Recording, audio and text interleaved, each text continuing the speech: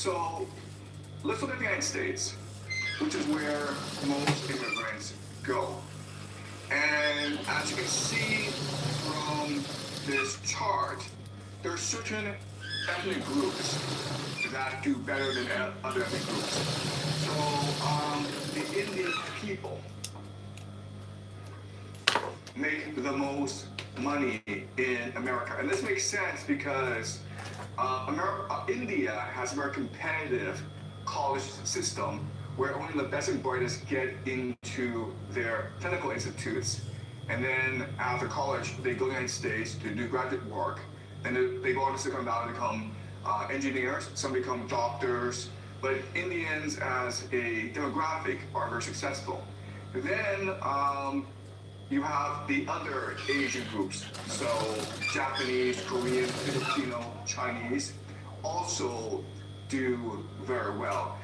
East Asians do very well in school, and East Asians are known for being very hard workers. The white people are the majority, and they are the average. Okay? And they make about 70,000 US a year. This is just average income. But then, what's troubling is that as you go lower, you find that there's some ethnic groups that don't do well economically. They include, of course, Mexicans, Latinos, as well as Black Americans, who traditionally have been slaves in America. So the question for us today is that why is it that there are certain ethnic groups, specifically East Asian groups, that do well economically, and then you have other ethnic groups, specifically Latinos and Blacks, who do not do well economically? Okay?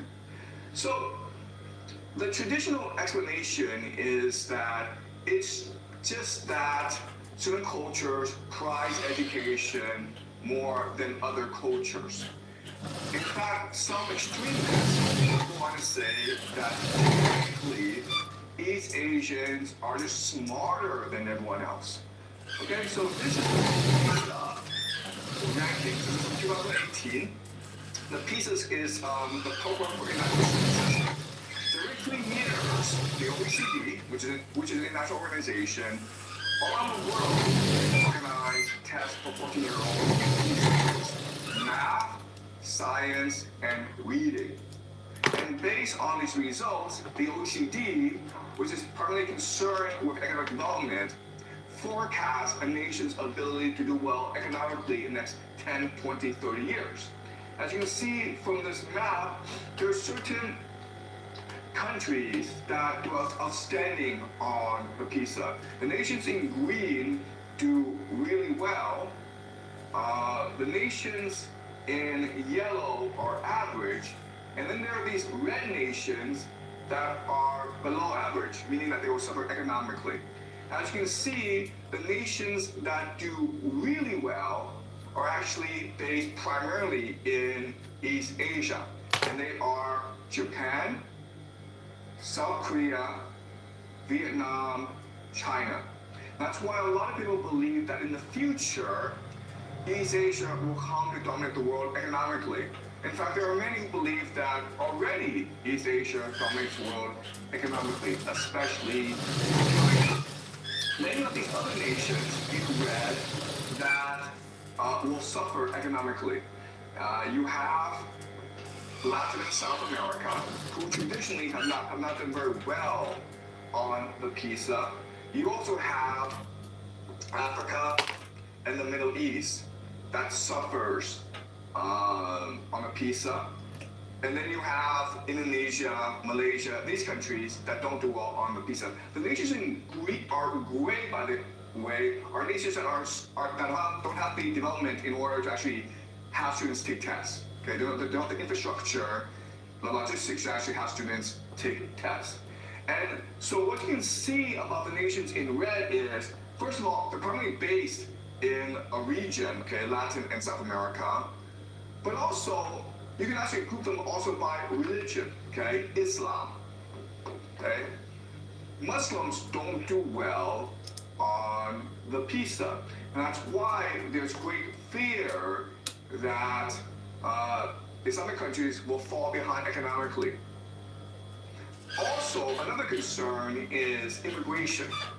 So what's been happening is that immigrants from Latin and South America have been moving to the United States, and Islamic nations, their people have been moving to Europe, okay? Now, a lot of this immigration is driven by war. So nations like Libya, Syria, Afghanistan, Iraq have seen themselves destroyed because of America's war on terror, forcing millions of refugees to seek better opportunities in Europe, okay? And so this is causing a lot of conflict because on one hand, these immigrants don't do well economically. On the other hand, they're moving to these very wealthy nations, that's causing a lot of conflict. So, okay, so again, from the PISA rankings, it seems as though East Asians will come to dominate the world.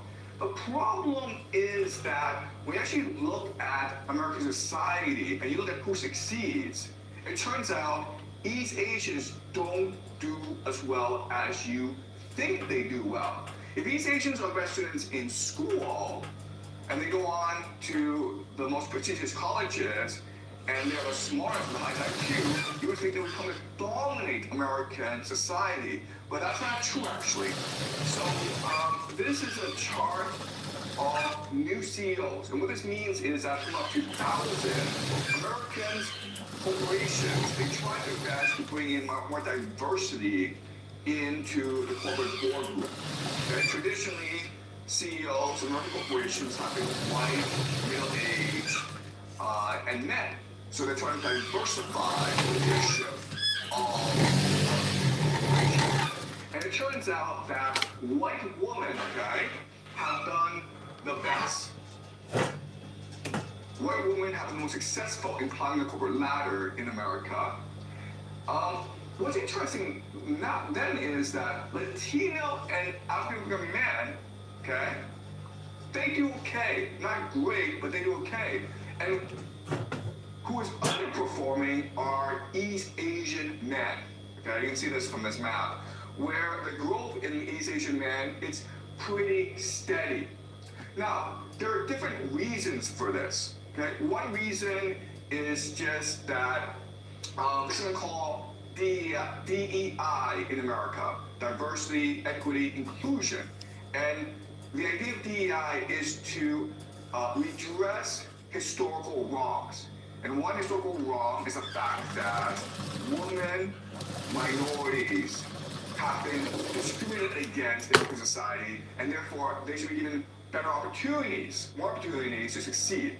Okay, so you can argue that because of DEI, East Asian men have been discriminated against because historically people believe that East Asian men have not been discriminated against, even though that's not correct. Okay.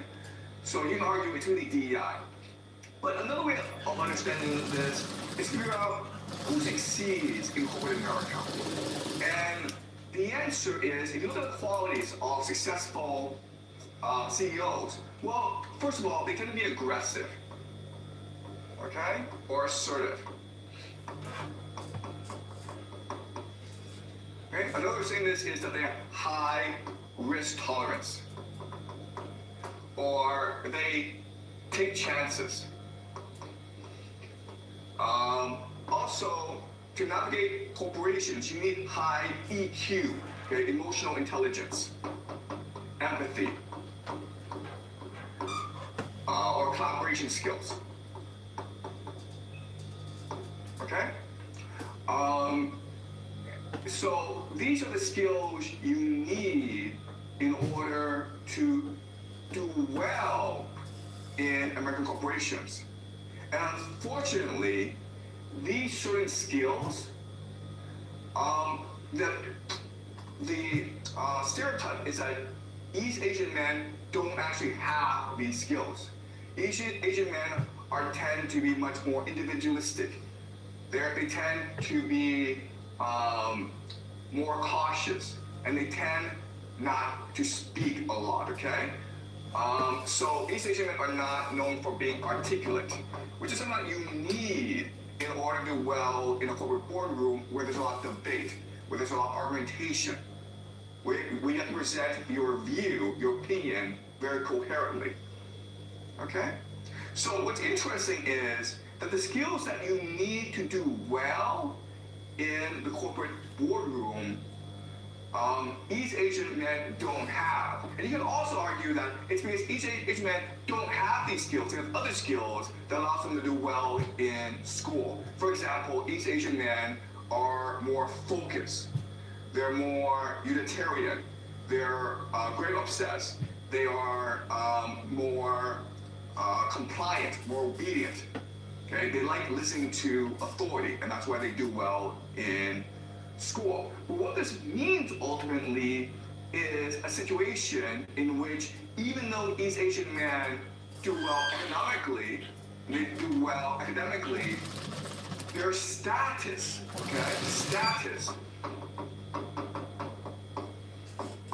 in America is not as great as their income would suggest. In fact, you could make the argument that East Asian men are among the groups that have the lowest status in America, which makes no sense. But again, unfortunately, the evidence bears this out, especially, the dating market. Okay, so again, remember, what is it that men want to do? Well, they want to obtain status so that they can find the most attractive mate. Okay, so we're going to now look at statistics from dating websites. Okay, online dating websites. This is from OkCupid. Okay, OkCupid, which is one of the more popular dating websites in the United States. And so we have a lot of statistics about how people behave online. So look at this, guys, okay? If you're an Asian female and an Asian man gets in touch with you, about 22% of these Asian females will respond to an inquiry, a first message, if the person is an Asian man. But what's interesting is that if it's a white guy, then there's more interest, 29%. That's a pretty significant difference, okay? So this is just a first reply. Now what's interesting is that if you're an Asian male, okay, what's interesting is that people are less likely to respond to you, okay? So this is another map that shows us statistics from the dating website. Okay, so this is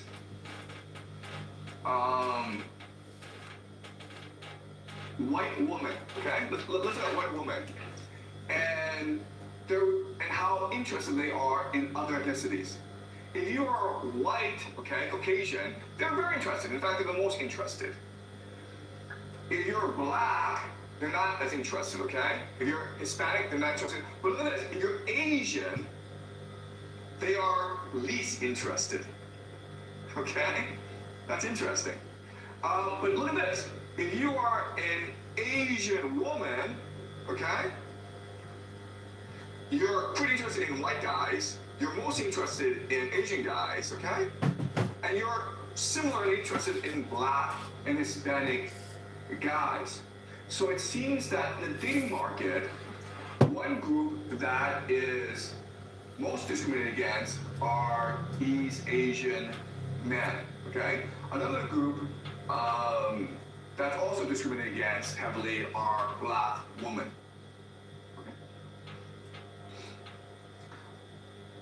All right. Okay, so if you look at marriage patterns, there's also discrimination against East Asian men, okay? So 20% of East Asian women will marry white guys. Okay, so if you are an East Asian woman, you are attracted to white guys and you're attracted to East Asian guys primarily. But if you are an East Asian man, okay, all right, here, you're not that attracted to white women, okay? So 20% of East Asian women will marry a white person, but only 9% or 10% of Asian men will marry a white woman. So this leads to a disparity in the marriage market. And what this means is that for East Asian men under 25 years old, 75% are single, meaning they cannot find a date or a partner. Okay? Okay, so this leads to a very, very stark conclusion for East Asian men.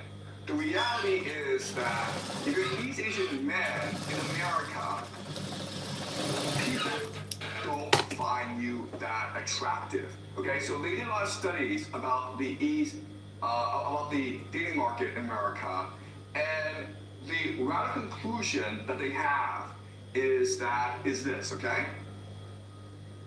A white woman, okay,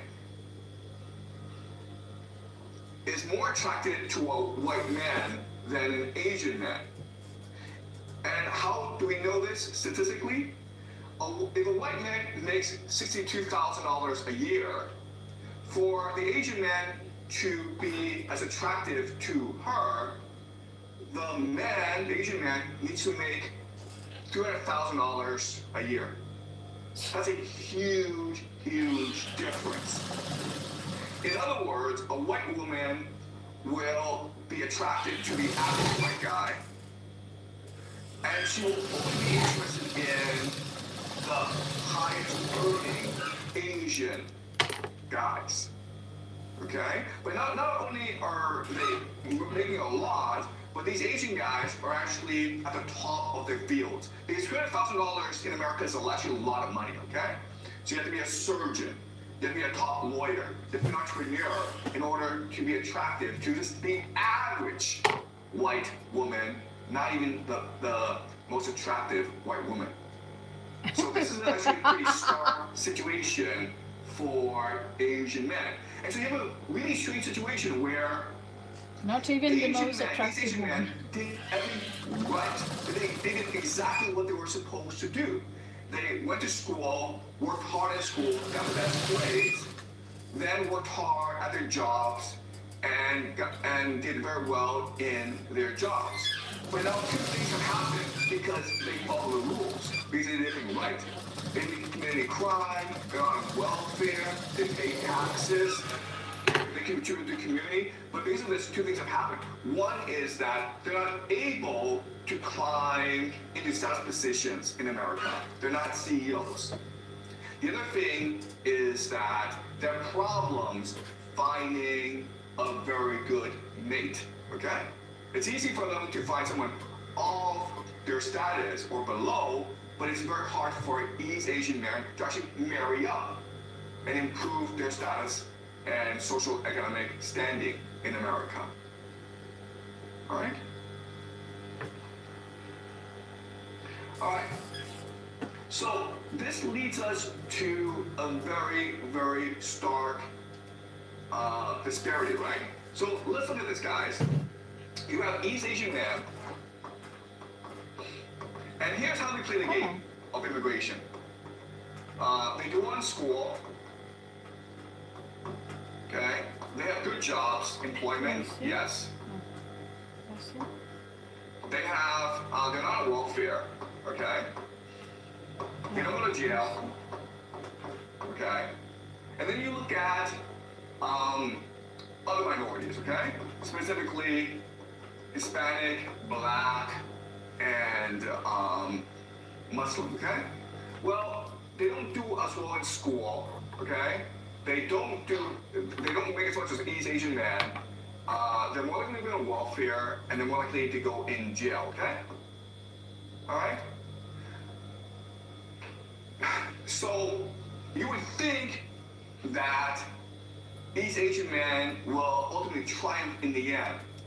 But what is really disconcerting is that, according to game theory, East Asian men are playing the game wrong.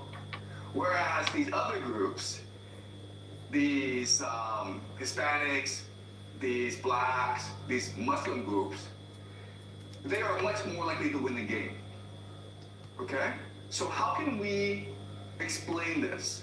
And the explanation is actually pretty straightforward, but it's actually very disconcerting or very disturbing. The answer is, if someone invites you to play his game, don't agree to play by the rules, because the game is set up so that you will lose. Otherwise, why would he invite you? Think of a casino, right? A casino is like, please come in and play our game. Do you think the casino is fair? If the casino were fair, the casino will go bankrupt, right? The casino is set up so that you have to lose. Otherwise, they go out of business. The same thing with immigration. When a nation like the United States is inviting you into their nation, and you play by their rules, you will always lose. Okay? And this is what's happening to East Asian men. When they go to the United States, they play by the rules, and they'll never climb into such positions. And the woman will be married off to white men. The most attractive of all Asian women will be married off to white guys. Whereas East Asian guys will make their money and then stay at home and play video games all the time. Okay? The game is rigged. So the only logical strategy, according to game theory, to this situation is to break the game, cheat, okay? And that's what the other minorities are doing. And how do you do that? Well, you don't play the game, you don't go to school and obey the teacher, okay? How to win is by sticking together and having lots of babies. And over time, that will enable you to win the game because of demographics. It doesn't make sense. You're much better off not going to school, being poor, but staying together, being cohesive, and having lots of babies, rather than going to school, getting a job, doing everything you've been told to do, because ultimately, your energy will be stolen from you because of the rules of the game. Okay? Does that make sense, guys? All right? All right. So, okay. So again, immigration is very important because all in the world, poor people are going to rich countries to seek better opportunities, right? So it's really North America, primarily the United States, Canada, the United States. Then you have Australia, New Zealand, and Europe, okay? And countries that are going to these places are China, East Asia, basically. And you have the Latinos, the Africans, Middle East, okay? All right? And again, you have a situation where East Asians are much more likely to go and conform, but then you have other groups that go and refuse to conform. And as I mentioned, from a game theory perspective, it is better in the long term for you as a person not to conform, not to play the rules of the game, than to actually play by the rules of the game. I know it sounds weird, okay? But according to game theory, that's the best outcome for you, all right? So, an example is in Europe, okay? In Europe, they have a huge Muslim problem. These Muslims are less likely to integrate. They don't do very well in school, but they will claim welfare. They will have lots and lots of babies, which is a drain on the economy of these nations. And what this means is that in the year 2050, okay, in the year 2050, this is what's going to happen. In Sweden, 1/5 of the population will be Muslim. In the UK, 17%. In France, 17%. In Germany, 11%. In Italy, it'll be 12%, okay? So it seems as though there's a population replacement going on.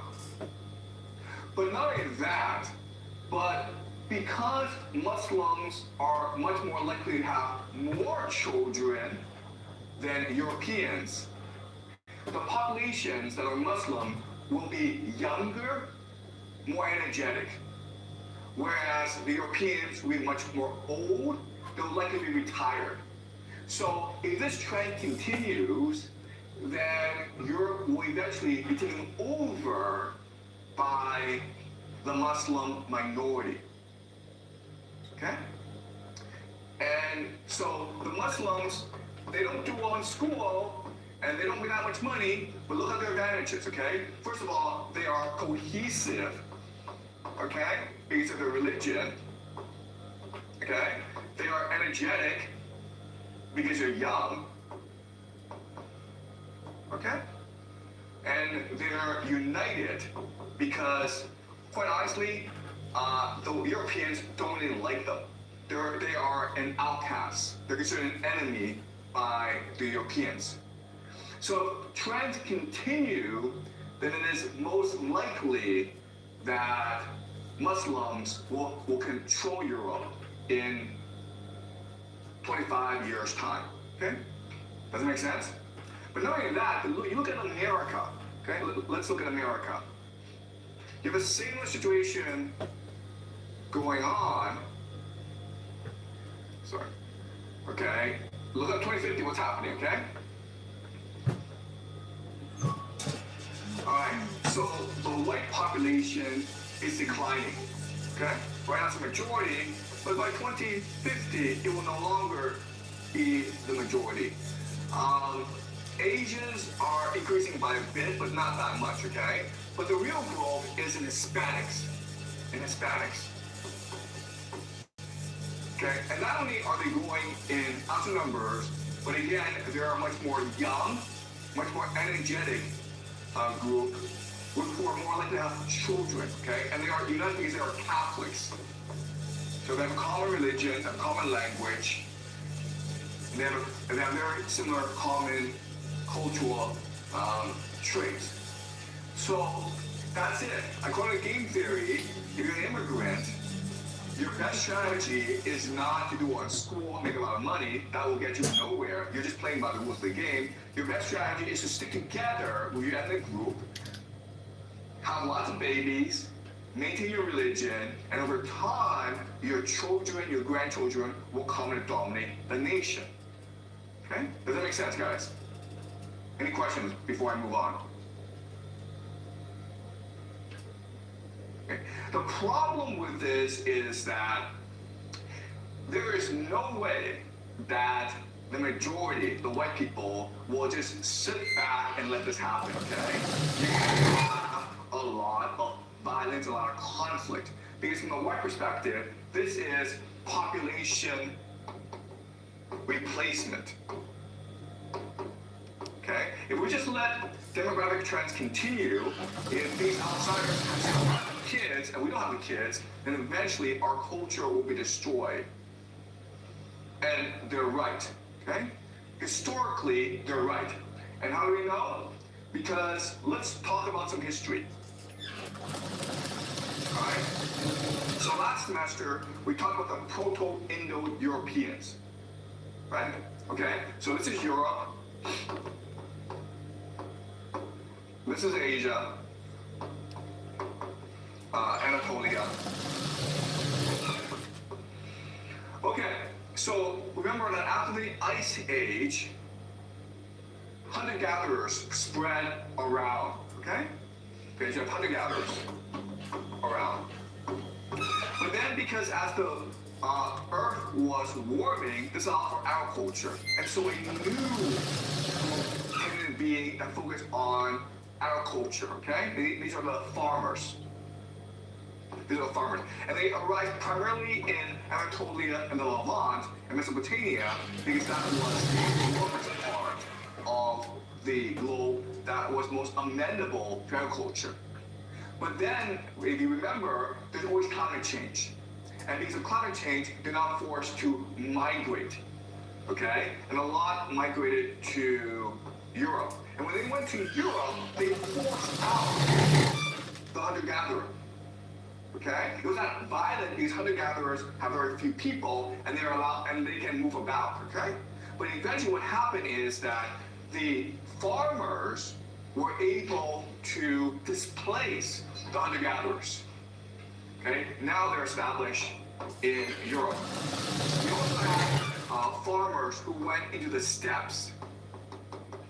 But remember from last semester, we discussed the steppes and how, because it's grassland, you can't actually farm there. It's very hard to farm there. So there's a economy called nomadic pastoralism.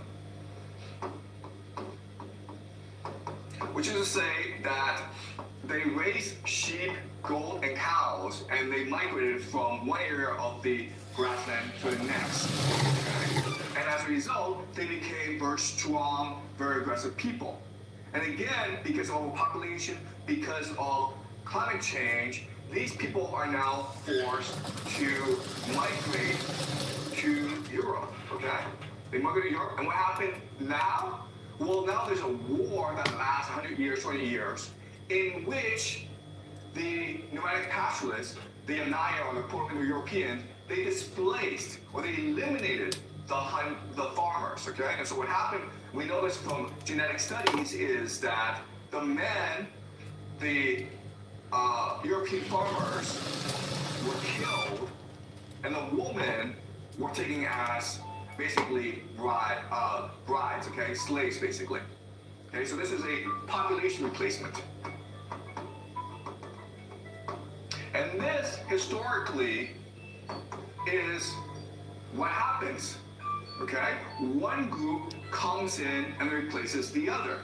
And throughout most of human history, this is called a cycle, because the steps are extremely violent and chaotic, and this forces groups to constantly migrate to other places in search of safety. And each time there is population replacement, okay? Primarily in the elite. Okay? So there are very few instances of where groups come together and they are peaceful. No, because you only have one elite, and one elite must replace the other elite. Okay, does that make sense, guys? All right. So if this is historically the situation, how did we get into a situation where immigration has become the norm in today's world? Okay? Before, historically, we believed that you have to stay together as part of your group, otherwise you'll be eliminated. And now we believe that, hey, if you don't like where you are, it's okay, just get up and move somewhere else, and maybe there'll be better economic opportunities for you. This is a shift in mentality, a shift in mindset. Okay, this came about because of the British Empire. All right. Okay, so this is Europe. This is South America, USA, Canada, Australia, New Zealand. Okay, all right. So you have Spain. And Spain, because of the Ottoman Empire, Spain could not access the East Indies trade, okay? So it had to figure out new ways to access East Asia, China,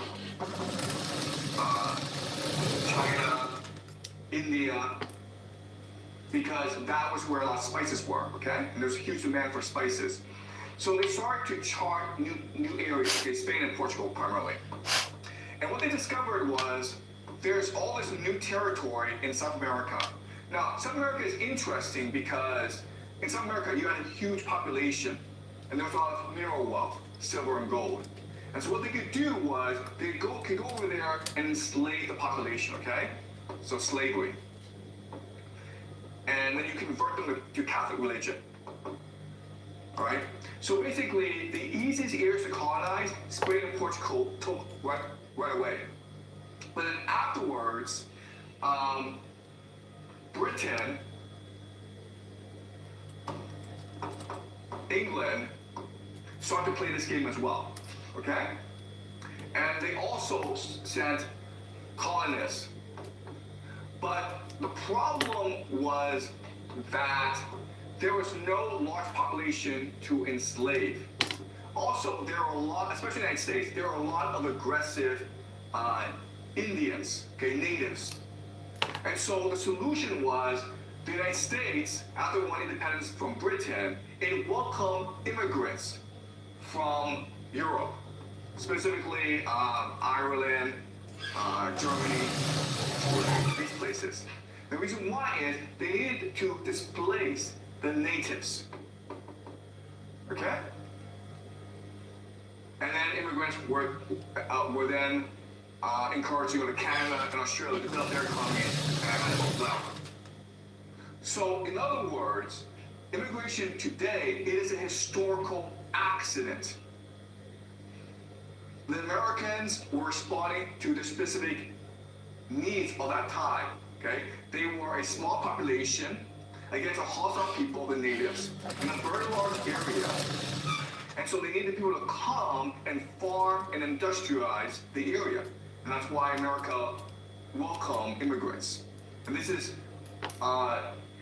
new in human history, where you could go to a new place and become a citizen. Okay? Usually, if you went to a new place, you went because you were a slave. You were conquered in war, and you went as cheap labor. Okay?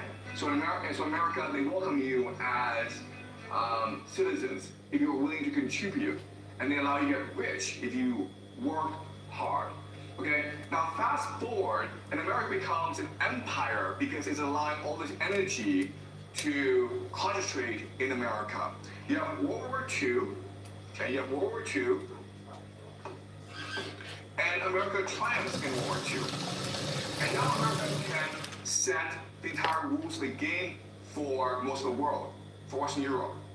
And at this time, America said to Europe, you guys fought wars, you guys had fascism, because you are a closed society, okay?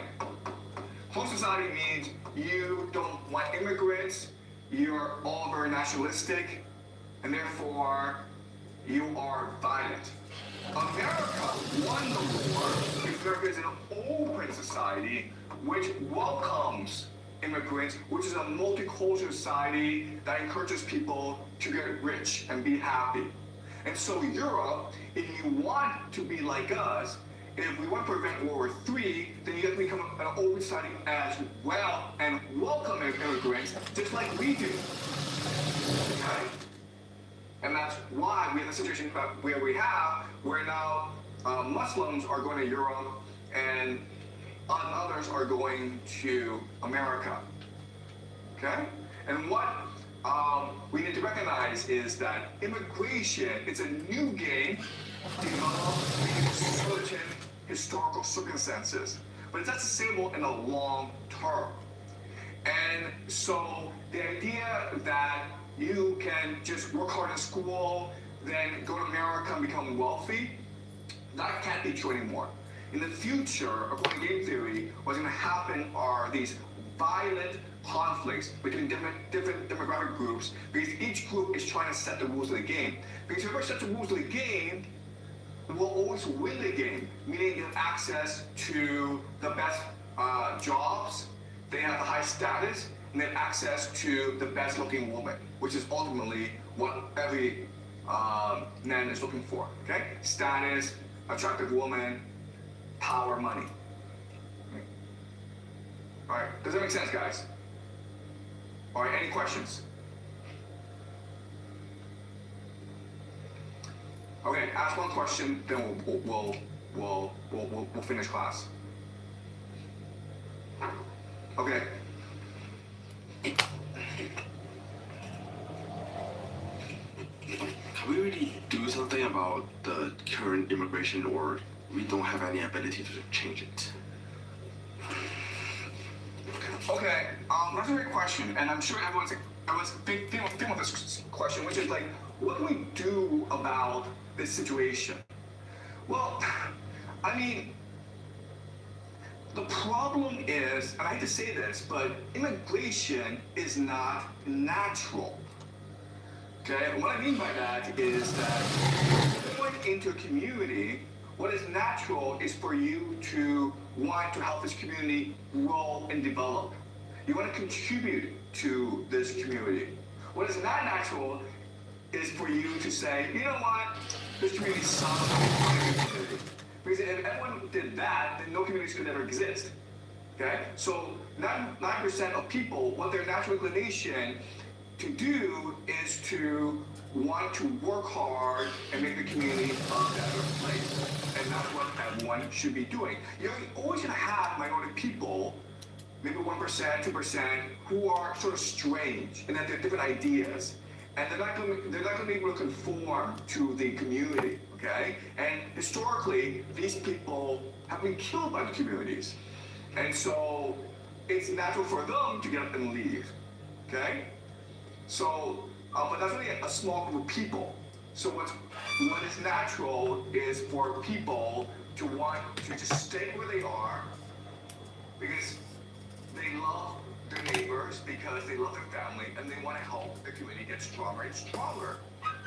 And unfortunately, because of globalization, because of mass media, because of the internet, for whatever reason, young people believe that what's important is their own individual happiness, their own economic opportunity. So I'm going to go wherever there's more economic opportunity. So, for example, Chinese students, the very best, are like, you know what, I'm probably going to make more money in the United States, so I'm going to work hard, then immigrate to the United States, and then start our own company, get rich, and all that. And some people have been rich since I'm doing that. But if you think about it, this is not good for China, right? As a nation, why would you encourage your best and brightest to take their skills, move somewhere else, and contribute to that economy rather than to your own economy? And so we're in a very strange situation. And we are in a situation because for the longest time, America was a global hegemon and could write the rules of the game. And I keep on telling you guys this, whoever writes the rules of the game will always win, okay? So globalization was a system set up so that America could extract from the world resources, and these resources include talent. Okay, so we're the best and brightest for because they're most likely to thrive. But now the world is changing. America is no longer the global hegemon. Russia, China, these countries are rising as well. And so these countries are more interested in being able to maintain their best and brightest, their talent, their human capital. And this is the way it should be. If you're born in China, then your priority ought to be like, how to make China a better place. It shouldn't be like, I'm going to work really hard in school so that I can get a visa to go study in the United States. That makes no sense. Okay?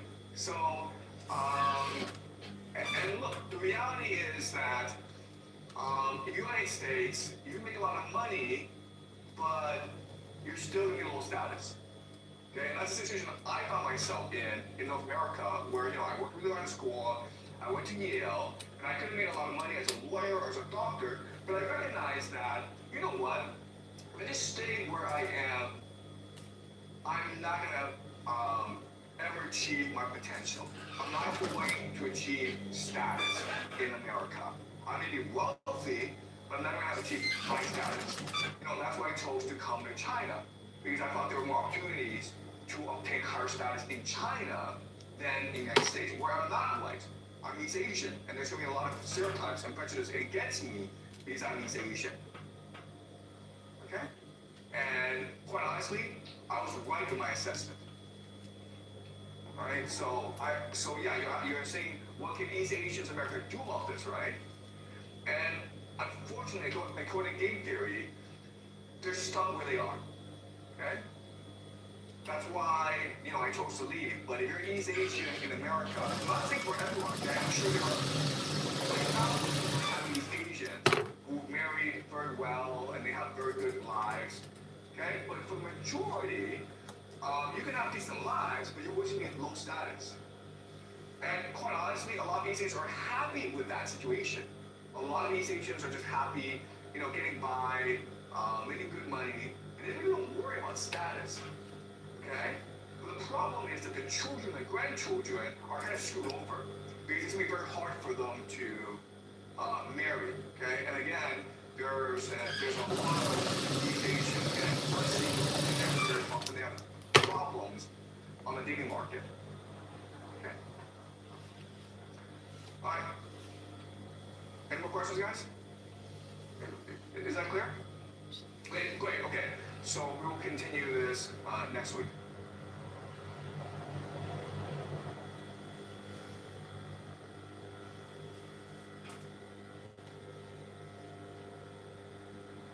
Undeclared wars are commonplace.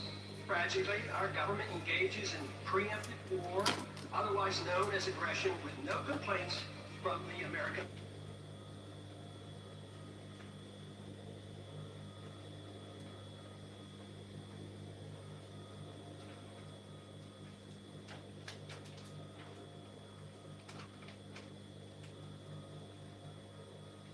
Hi YouTube, good morning from Toronto on a very muggy day.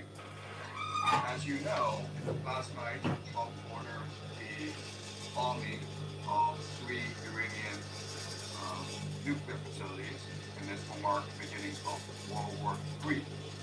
So I have both good news and bad news. The bad news is we are now approaching the end of the world. The good news is this morning I will tell you how the world will end. So I'm going to look ahead and ask the most pivotal question of this coming war, which is, will the United States use ground troops? And as we discussed many times before in previous videos, if the United States were to use ground troops, then they would lose this war, it would mark the end of the American Empire, and it would probably ignite the Second American Civil War. And I think most people would be in agreement that using ground troops would be a disaster for the United States, and the United States should avoid using ground forces to the best of its ability. That said, I'm going to use game theory to explain to you why they will still use ground troops against Iran, even though it's a really, really bad idea. In fact, it would be a catastrophe. Okay, so this is some game theory analysis. In game theory, we look at the